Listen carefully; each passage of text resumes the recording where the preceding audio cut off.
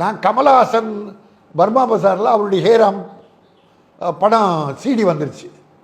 அவர் போகிறாரு, அங்கே அட்டாக் கலாட்டாகுது, வெட்டு குத்தாகுது. அவர் பயந்துட்டு ஓட்டார். போயிட்டு எனக்கு ஃபோன் பண்ணார். அப்புறம் நான் இப்போ விசிடி எடுத்து போராடி விசிடி தயாரிக்கிறேன், விற்பனை கடையில் அடிக்கிறேன். அவர் எனக்கு ஃபோன் பண்ண உடனே நான் பர்மா பசார் போயிட்ட உடனே என்ன வெட்ட வராங்க. எஸ்கேப். போலீஸ் என்ன தேடுது, நான் கலாட்டா பண்ண மாதிரி. கமலஹாசன் பண்ணிட்டு போயிட்டார். என்ன A1 இப்பவும் கேஸ் இருக்குது. ஆனால்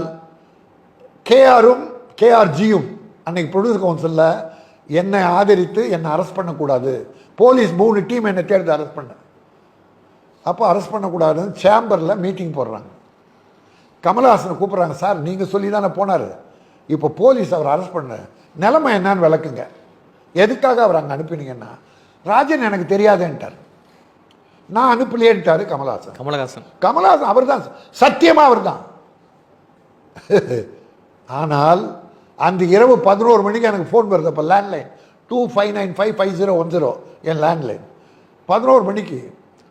அப்போ ஃபோன் எடுத்தால் அவர்கிட்ட ஆறுமுகன் ஒரு பிஏ இருக்கார், சுப்பையா ஆறுமுகம். அதில் Arumugam, sir Rajini sir, K ராஜனா, ஆமாங்க ரஜினி சார் உங்கள்கிட்ட பேசுனாங்க. ரஜினின்னா எந்த சார்? Super star. ஐயோ என்னங்க, இல்லை பேசுகிற லைனில் இருக்கார். ஐயோ கொடுங்க. பேசுனா K Rajan sir hats of.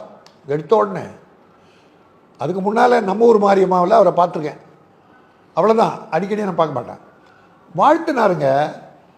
போல்டாக காரியம் பண்ணியிருக்கீங்க, சினிமாவுக்கு நல்லது பண்ணியிருக்கீங்க, நான் கூட இருக்கேன்னார். அந்த வார்த்தை இருக்க போகிறதில்ல அவர். ஆனால் அந்த வார்த்தை எனக்கு எவ்வளோ பெரிய தம்பு தெரியுமா? அதனால்தான் இன்ன வரைக்கும் ரஜினியை நான் போற்றி கொண்டிருக்கிறேன். என்னை அனுப்பினார் கமலஹாசன், அவர் யாருன்னு தெரியாதுன்ட்டார்.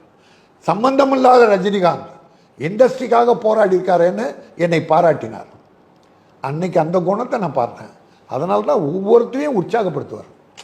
அவர் யாருக்குமே பாதகம் பண்ணதில்லை ரஜினி. அதனால தான் நிலைத்து இருக்கிறார். இதான் வேண்டிக்கிறேன். நான் எல்லாரையும் சொல்கிறது என்ன, இப்படி வாங்கப்பா, ஒரு எம்ஜிஆராக வாங்கப்பா, ஒரு நாளைக்கு ஒரு ரஜினியாக வாங்கப்பான்னு தான் கேட்டுக்கிறேன். வேற ஒன்றும் இல்லை. இப்போ வர படங்களில் வர பாடல்கள் எல்லாத்தையும்